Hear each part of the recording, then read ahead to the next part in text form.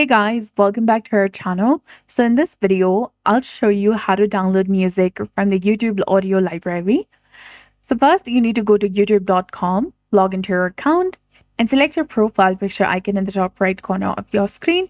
And here, select YouTube Studio. You'll be taken to studio.youtube.com.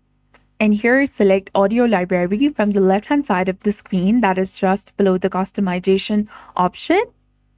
And here you'll find various music tracks and sound effects, or you can search or filter by genre or mood.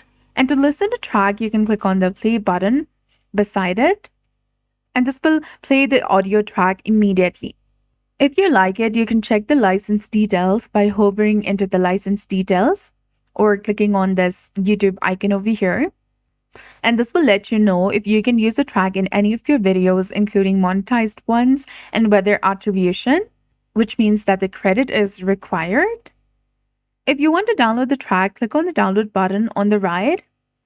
And once downloaded, open your file explorer and go to your downloads folder, and you can then drag the music file into your editing software and use it in your video. So that's it. I hope you found this video helpful. If you did, please like, share, and subscribe. Thanks for watching. We'll see you again in the next one.